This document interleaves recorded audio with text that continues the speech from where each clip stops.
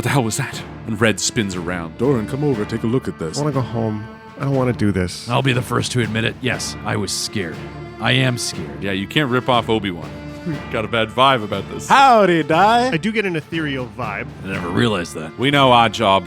Is this your abode? No, this is the cursed die. Oh my fucking God. Any of you think we stand a chance against those odds? You had it right the first time. I was the first to die.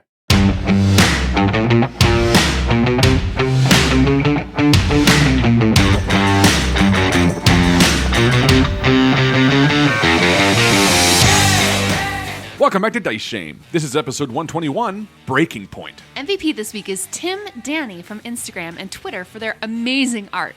So far, they've done sincerely brilliant pieces for both Red and Jack, and we're absolutely spinning over them. Looking for something spooky for one of your late night listens? Check out Wake of Corrosions, an indie audio drama set in a nightmare-ridden apocalyptic world. An unknown horror grips the country, forcing most of the remaining population into shelter. Tune into the broadcasts from Bunker A12 and join Professor Ryan as he endeavors to find answers in the wreckage. You can check them out at wakeofcorrosion.buzzsprout.com. All right, should we do this? Yeah, let's do it.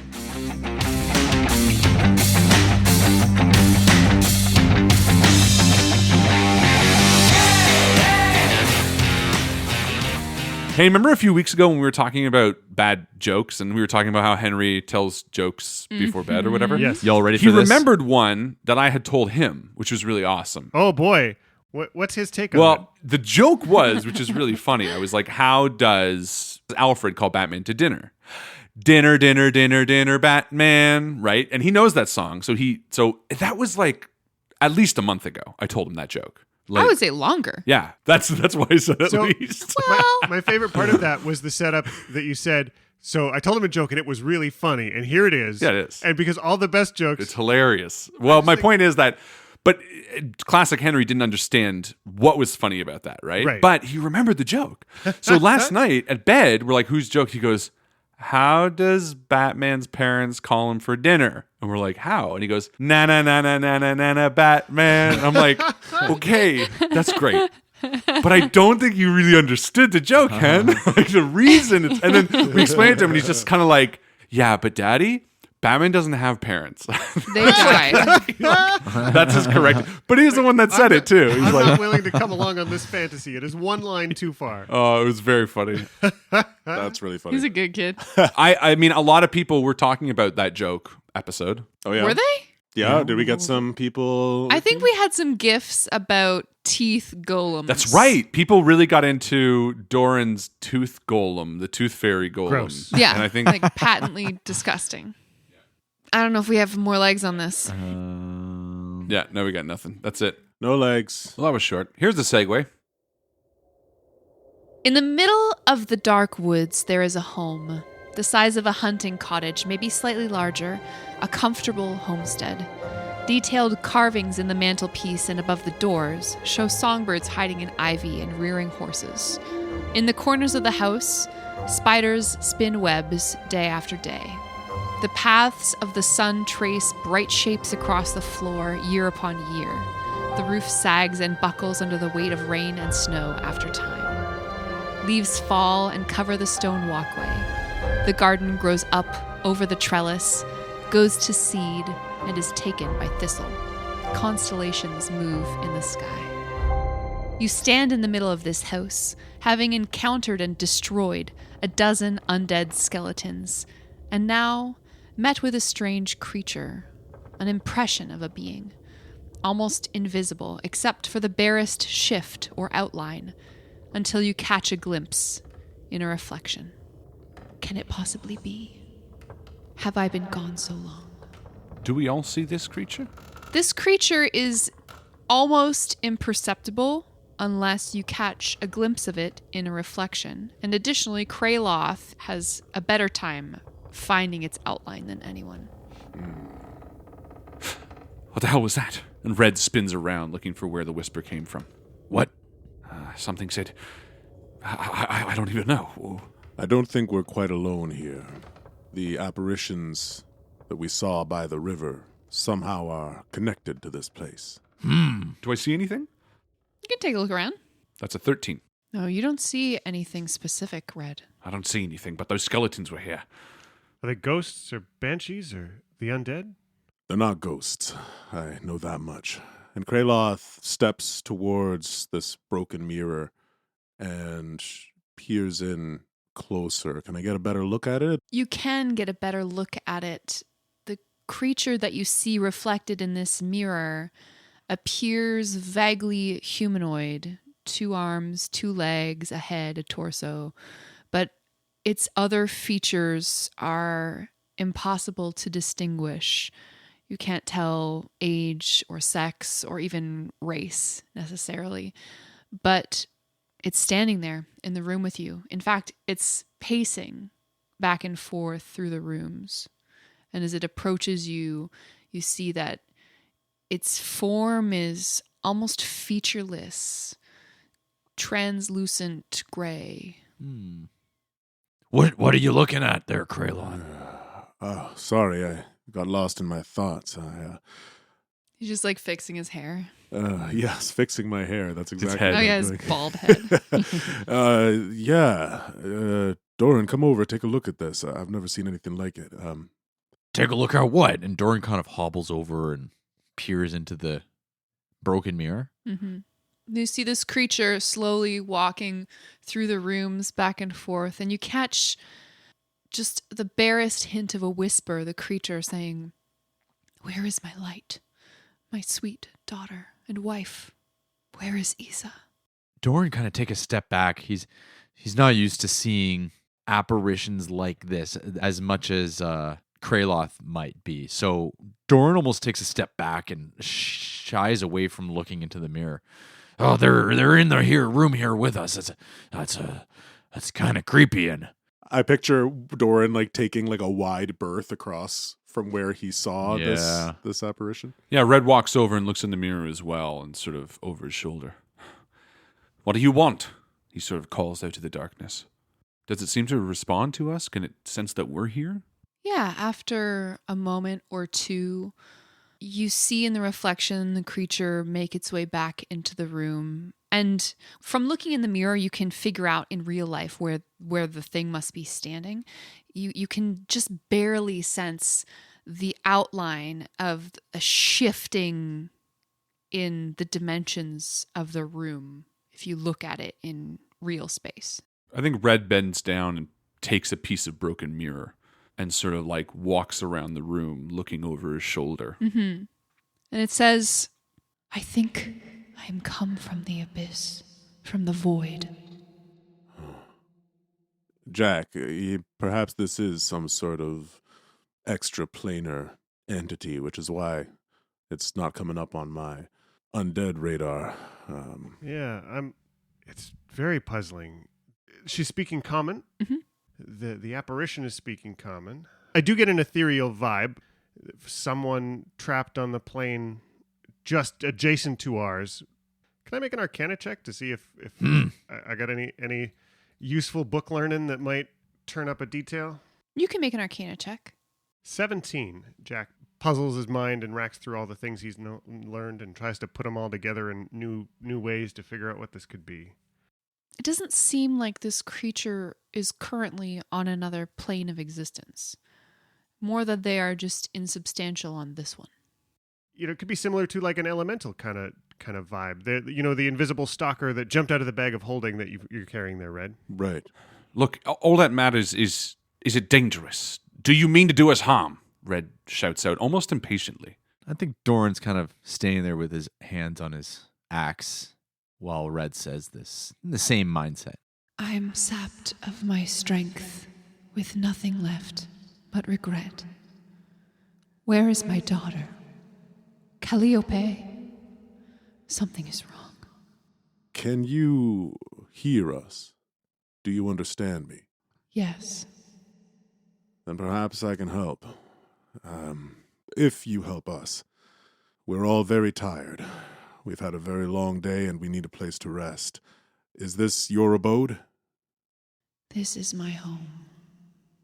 Well, perhaps we could do an exchange of sorts. I might have information about your daughter. I believe she is out east, towards the river that runs north-south. There were many apparitions there, just like you. You might find your answers there, but they didn't seem to be doing well. I hope against hope she is not among them, Why is that? because that would mean she has endured what I also have. I see. And the creature begins to move toward the door. Can we take refuge here? Yes. As you ask that, Doran's been sort of moving some stuff around, trying to create a space for us to lay our bedrolls out on the floor. Shoveling bones out of the way. Yeah, and he kind of looks to the three of you and he says, I don't suppose it would be very wise for us to light a fire. Eh? Pointing at the hearth. There are other ways for us to remain warm. Yeah. Doran's moving things around kind of while you ask that question, and he's making space for us to maybe put down our bedrolls, and he says, and then he looks up to the three of you and he says, oh, hey, there's a basement in here. There's some sort of cellar. I saw it through the floorboards. I love pausing in that moment for a minute, too, because I imagine for Doran, that just means, okay, here's a place for 4 bedrolls right together, versus here's you could have a little bit of space be separate. It's No. like even the Yeah. dwarven bed setup in the... Yeah. I've cleaned a It's corner. like putting them Yours will be here. Mine's right next to you. And then yours, and then yours. There's a seating order. All in a row. What do you mean basement? Where? And Red sort of kind of tests the floor a little bit to hear the hollow thud. And maybe almost instinctively he starts walking around thumping to try to find, where the largest part of the basement would be, and presumably then a hatch or a stairwell. Mm-hmm. Well, here, Doran says, and he walks towards the sort of the entrance that they came in. Then there's holes in the floor there. And he turns, he says, well, look down there. Look, come here. Yeah, and Red bends down and sticks his eye through. And can I see a stairwell? The room underneath this house is not as large as the footprint of the house itself. So you only have an impression of a small room, but you see that there is a ladder in the far corner just to the north. Nice. And actually, looking at the hole in the floorboards, does it look like it's just rotted away?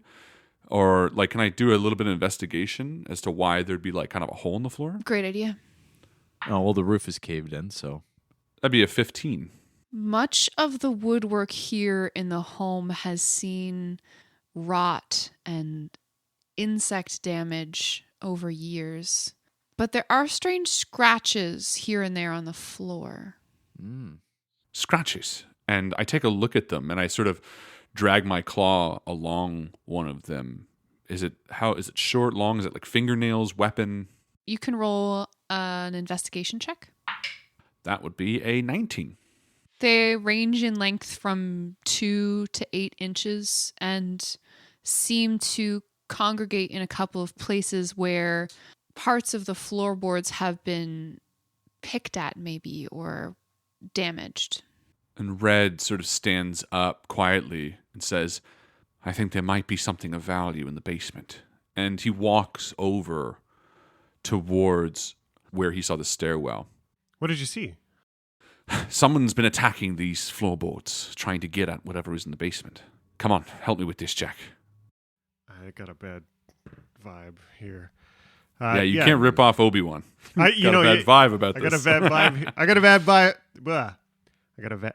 Oh my God, I can't even say Got it a vag anymore. vibe. Don't we all? That's what she said. I feel like I've been censored. The lawyers got me. Jack bends down to help you get the floorboards up and get down to this ladder. So at the rear of the back hall, you find a trap door subtly defined by floorboards whose grain runs the wrong way. And all along the perimeter of this trap door, you see dozens of scratches, much like the ones that you had seen on the floorboards, all around the outside of the trap door. Jesus, something wanted to get in here. Hey, yeah. When you look at it, you really see the scratch marks. I never realized that. Come on, give me a hand. Doran, Jack. and Red, sort of distinctly leaving Kraloth out of it, bends down to grab the metal ring and begins pulling as hard as he can. Kraloth is standing at the window, just staring out into the darkness, every now and then kind of wistfully looking up at the night sky. Is there any movement outside? Not right now. It's very dark and very still. Red, make a strength check. Happily, my strongest skill. I'm helping him. But Doran, I'm also helping, which gives him disadvantage, so don't worry too much. It balances out. 9. The door appears to be jammed or locked, so you are unable to open it. Doran. Move, Doran says, and he shoves Red with his shoulder. Let me try. And cockily, he really cockily. No, I mind you, we're probably gonna go for a long rest soon, aren't we? You're lucky. Yeah. I'm gonna use my lucky die. All right. Because I don't. Is that your last one? No, I have one more. He really doesn't want to embarrass himself here. Oh, that's even one worse. Okay, I'm just gonna go for it. Okay, I've used 2 luck die there. That's all of them. You're using your all right. The most there you go. important roll of the game. Oh my fucking god! What? I rolled a 3, and then I rolled a 2, and then I rolled a 1. For shame! Swear to Oh, for shame that That's awesome. dice. So Doran tried pulling that 3 dice. times. And he's bent over, so we're really seeing the bum blush, right? Like you're. Yeah.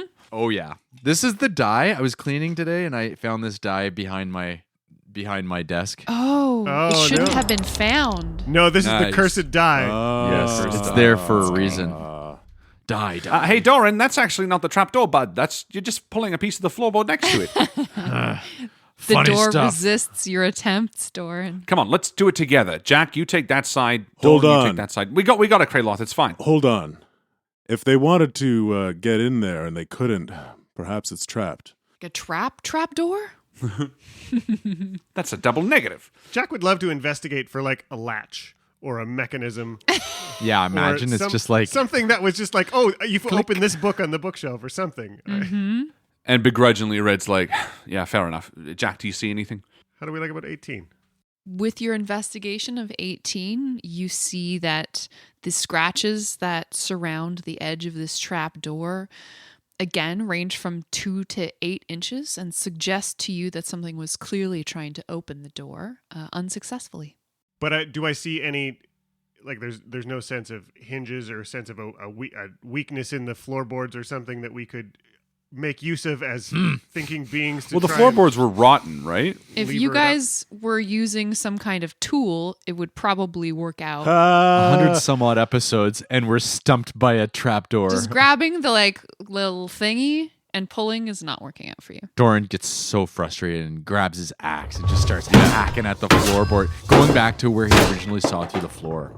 And he just starts hacking at it. You go to the floor Frustration. and start hacking at just a random spot in the floor? Yeah. Where there was already like a hole and some rotted wood, he just goes and I starts stuck my head in, so. just hacking away at the floor. Great. Jack pulls his pick out of his back that he uses for archaeological stuff and slides it between the crevice, trying to get it underneath the thing so we can get some leverage on it and lever it up a little bit.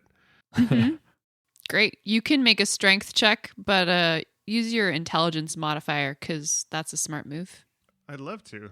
Meanwhile, Doran is just absolutely fucking up this floor and cutting it to splinters. 17. Jack, you manage to finally pry this door open just as Doran, in a rain of splinters, falls through the floor Nice. and lands Okay. on the ground in the cellar. I'm loving this moment of like Jack feeling a little bit proud for like, finally one thing in tonight I'm in control of. I can get through this trap door. Levers it open. He's like, Doran, look, Doran, where did you go? You hear like the chopping, and then you hear like some like I stop chopping, and you hear some like really long, heavy creaks. Flop. Doran? And I think Red hops down directly after you, Doran, landing right next to you and helps you up. Clong. Come on, buddy. Good job. You got through. Thanks. Hi there, Jack. Yeah, it looks like you got that door open, eh? You coming, Kraloth? We found some a ladder. Yeah, and Kraloth walks over. Kraloth, as you approach the ladder, you detect a faint smell of putrefaction that accompanies death. Be careful down there. I'm smelling something's off. Yeah, it smells like not the best stew I've ever had. When the dust clears in this dark cellar, you're able to see that its floor and walls are roughly lined with stones of assorted sizes. There's some meager furniture, a shelf, a crate, and 2 corpses sit against the far wall. What do the corpses look like? People for sure. There is a larger corpse and a slightly smaller corpse. Appears to be one of them holding the other. If you want, you can go over and become one of the team corpse inspectors. Doran kind of looks around. Yeah. It's not what we do, Doran. Let them do it. I think there's people that are a little bit more attuned to... We know our job. And he points up to the ceiling that's been broken open. We did it damn well. That's right. I guess I'll go look around the corners with Doran. Like, come on, bud. And we go look around to see if there's anything else down there. Yeah. And maybe opening up things like drawers and... Do not open Pandora's... Oh, fuck it. Let's open this shit. He just finds a rock in the side of the wall and starts trying to pry it off the There's something wall. And behind grabs us. Orc Splitter. It's brown and gritty. Kraloth, with a tired wave of his hand, he casts a spell as a shimmer sounds through the air as he casts Detect Magic. Mm-hmm. And just blinks a couple times and looks around before stepping in proper. Apart from the belongings of yourself and your companions, you do not detect magic. Let's get to work, Jack. After you. Kraloth kneels down closer to the smaller corpse. Who were you? And I'm going to do a medicine check to see how they died. That sounds great. Howdy, die. Howdy, Die. There we go. There's the next podcast. Howdy, Die. Welcome to Howdy, Die, the place where we say hello to all our dies in a nice It's an offshoot southern of the accent. team corpse inspectors. Howdy die. 18 for medicine. Oh.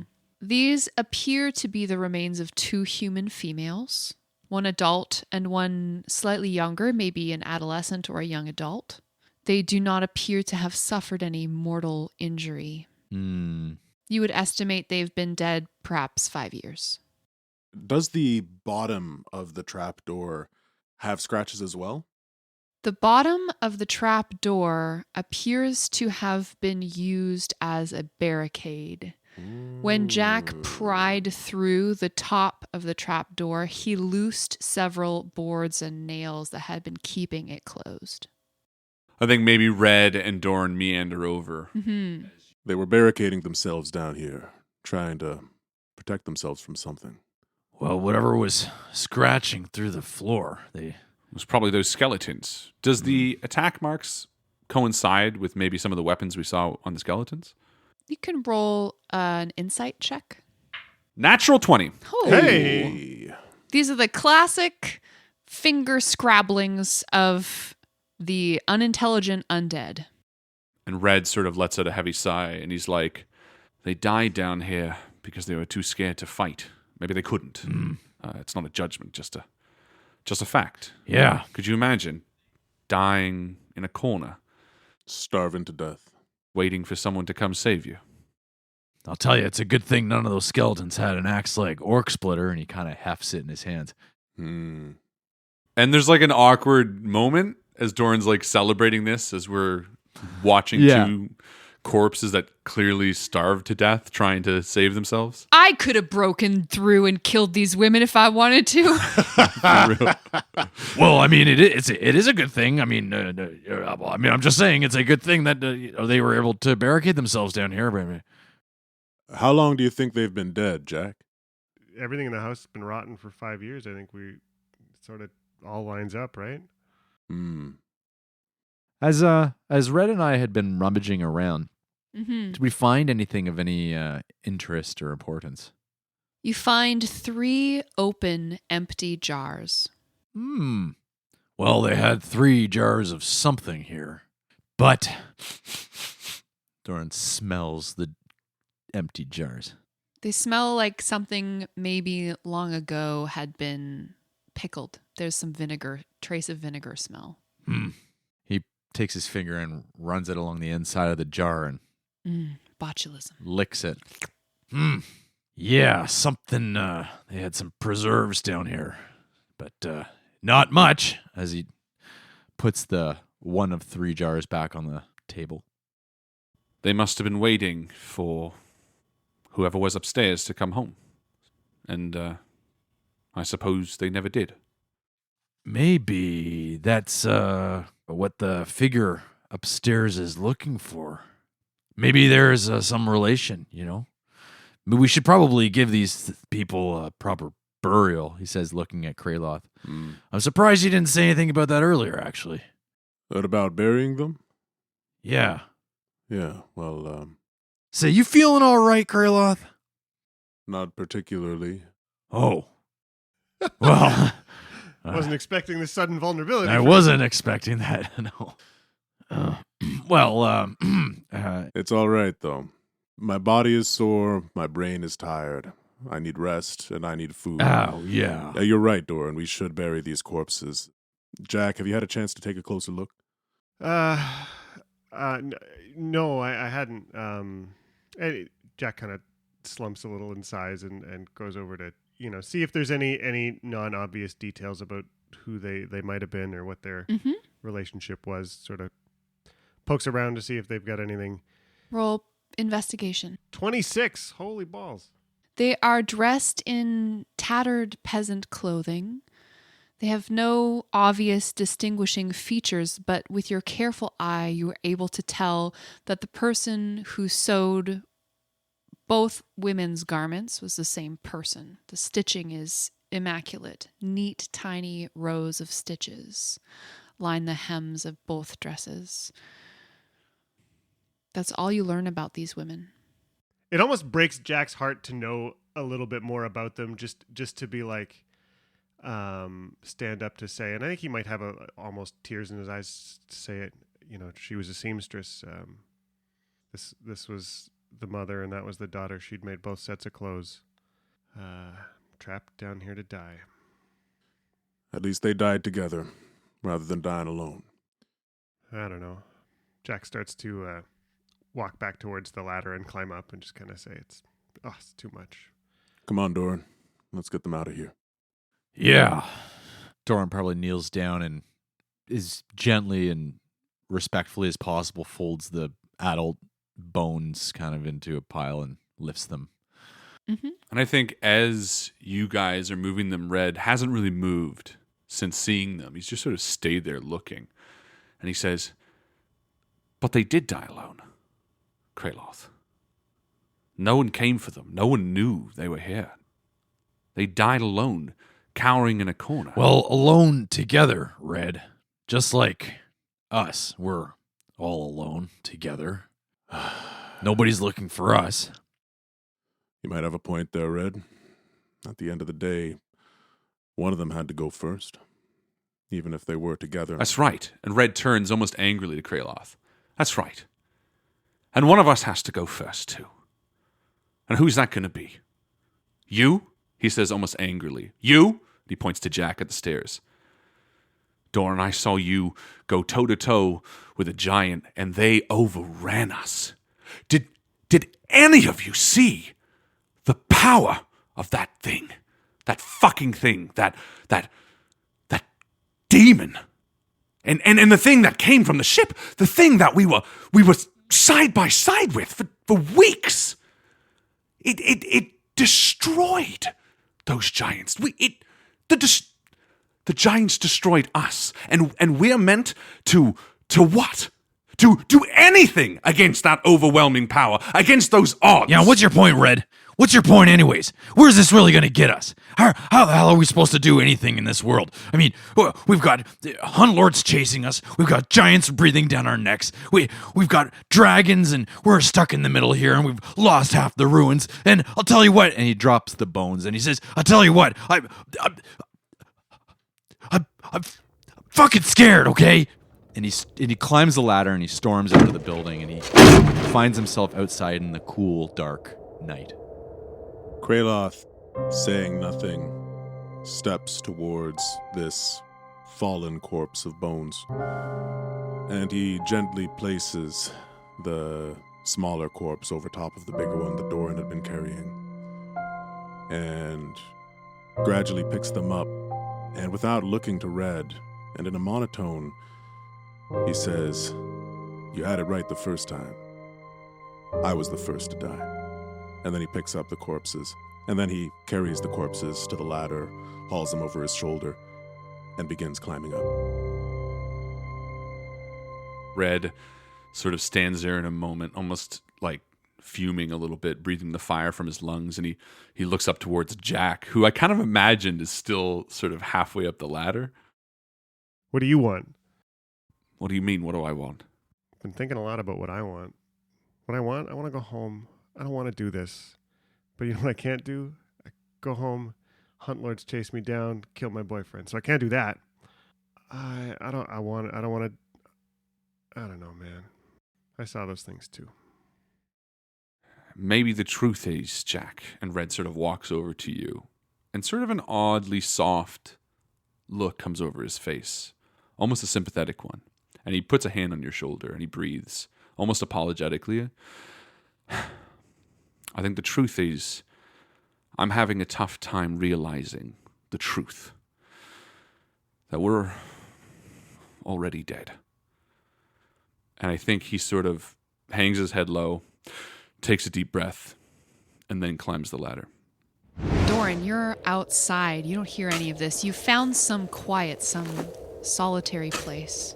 I also found a shovel on the way out, and Doran's started to dig 2 graves out of frustration and a little bit of anger and mostly fear. Where did you choose for these graves? Are they off in the woods? Are they in the garden? Are they At the edge of the wood, Mhm. you know, not quite into the woods, but well, yeah. I don't need to explain at the edge of the wood. Nope. We know what the edge Define means. edge of woods, Alex. What is an edge? Well, but do the woods wood. truly So- start if it's just a couple of trees, or do you need to get really into the trees before? How many Like in some How many bushes? trees is a wood? Is it more How about far the can a density dog of trees? run into the woods And before if it's a house in the middle of the woods, are you ever even out of the woods? Really? Right, exactly. That's a far Yeah, I'm like walk, maybe. 20 kilometers away. I'm at the edge of the wood from where the That's right. cottage Doran is. arrives in Waterdeep Fastest dwarf. with a shovel. I'm digging, and I'm just digging and trying to, you know, if you were watching me, you'd be saying to yourself, "What the hell is that guy trying to escape?" And we are watching you. What the hell's that guy trying to escape? Oh, I get it now. Kraloth, you have these bodies. Yeah, and I step outside and I see Doran frantically digging at the cold earth, and it's as he's going deeper and deeper, the earth is getting harder and firmer, and he's hitting more and more stones, and I can hear his frustration and You're seeing like this half of this dwarf in a hole, and you just start seeing like big stones and boulders just being thrown out of this hole in the ground. Doran, What? Doran, What do you want? What? Sorry, Kraloth. Sorry. Yes. What? we only need one. And Kraloth steps next to the first grave that Doran had already dug, and he places the 2 bodies within it, and he says, perhaps a trite symbolic act, but at least they don't have to spend the rest of their days alone. What the fuck are we gonna do? It's not like you to swear, Doran. You know, Kraloth, you really... I'm so afraid. I'm so afraid that you're gonna die. I'm so afraid that we're gonna... I'm afraid I'm gonna do something so catastrophic. Make a decision again that kills my entire party.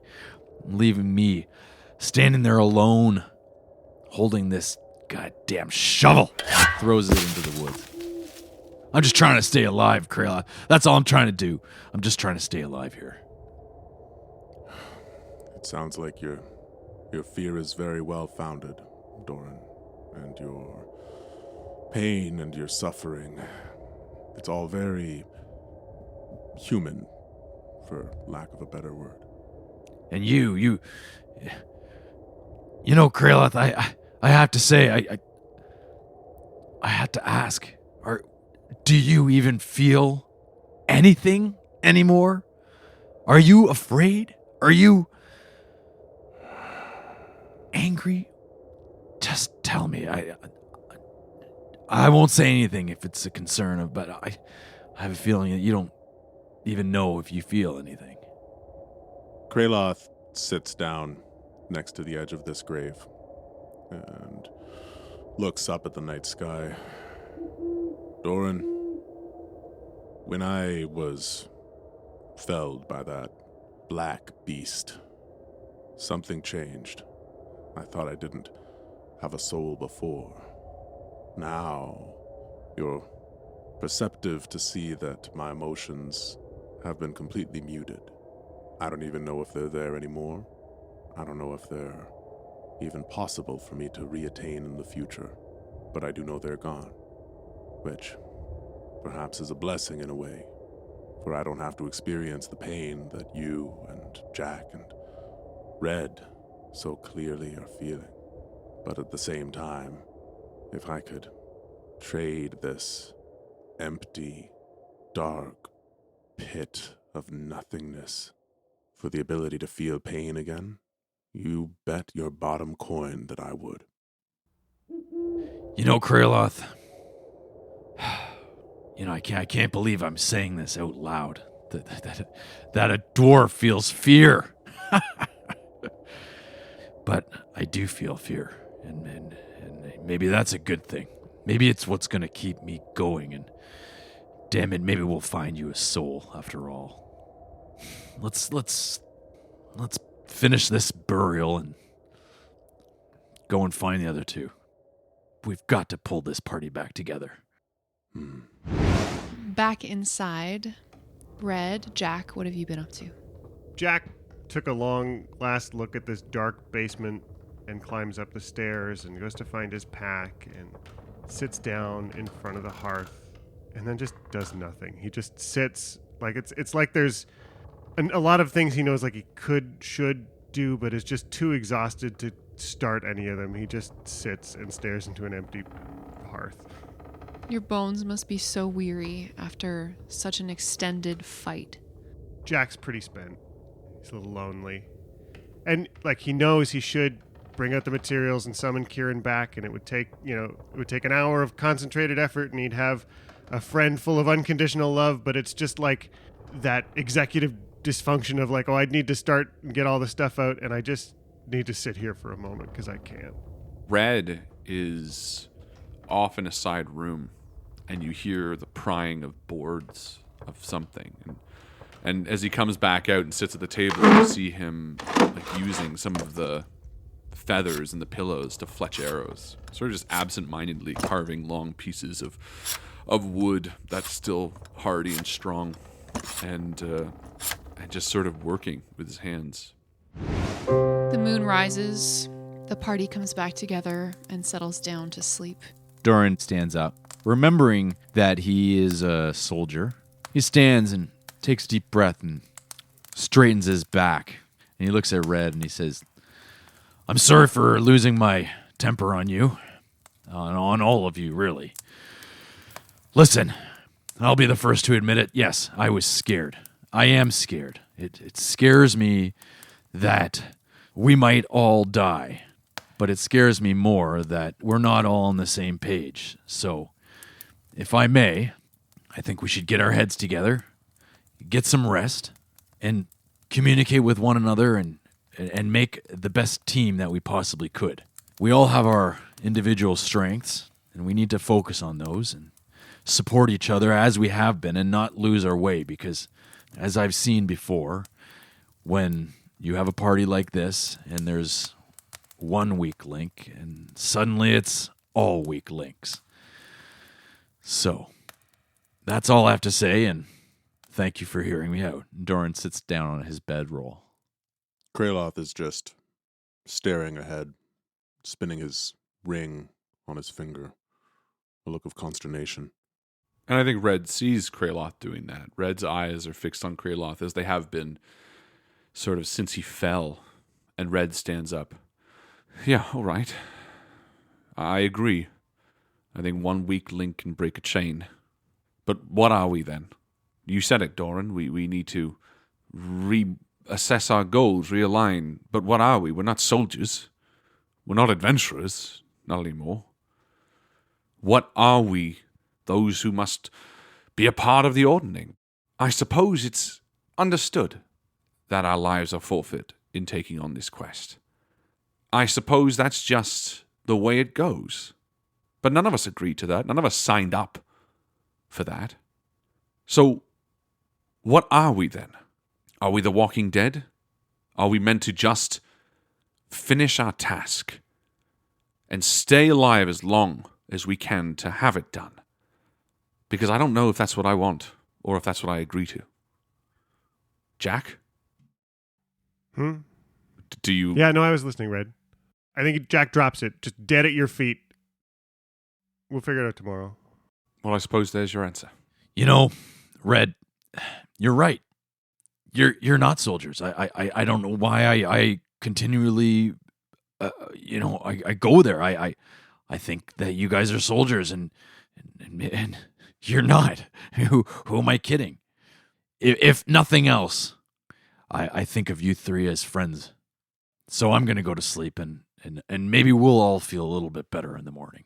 And Doran closes his eyes and pulls his hood over his eyes. No matter what we do on this path, it is certainly going to lead to death. We did see as much yesterday. Death is inevitable. But something that you said, Red, resonated with me. This idea of choosing. You're right. We never did choose this. In fact, come to think of it, from what I've been able to piece together about my memory, my past, there isn't much that I have even chosen in my entire life. I think we're at a point where we get to choose the journey between now and our own death, because it is going to happen on this path, quite possibly sooner than if we were to focus on something else. Food for thought, I suppose. You slowly drop off to sleep. The house creaks as it settles under its new occupants. And Red, you have another dream. A swift alpine stream hurries through a pristine winter valley, sunlight refracting on the surface of the snow and shattering into pieces in the water. The prow of a ship carves through dark blue waves, its barnacled hull trailing seagrass, creaking and groaning from the strain of lurching from crest to crest, entropy dragging its claws through the timbers. And the shadow of a huge shark, silhouetted against the calm surface of light water, from underneath like a rippling ceiling. The shark moves with deliberate grace, avoiding flat-bottomed barges and ferries, until, effortless, it shrinks, sprouts humanoid limbs mid-stroke, and catches hold of a ladder leading up to the dockside, climbing up out of the ceiling of water and spewing an exhalation of air from a now bearded mouth. The man, clothes dripping wet, looks over his shoulder and joins the jumble of sailors and laborers busy at dawn on the docks of Yarda.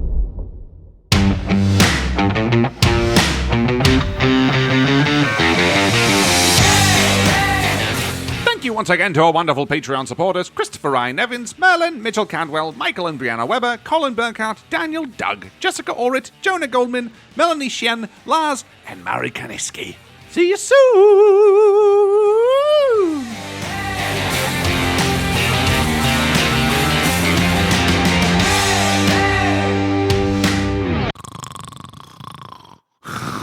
Wake up, Kralos talking. That's hilarious. He's just soothed you into slumber. You can throw it in if you want. I don't. No, I'll put it in after the credits.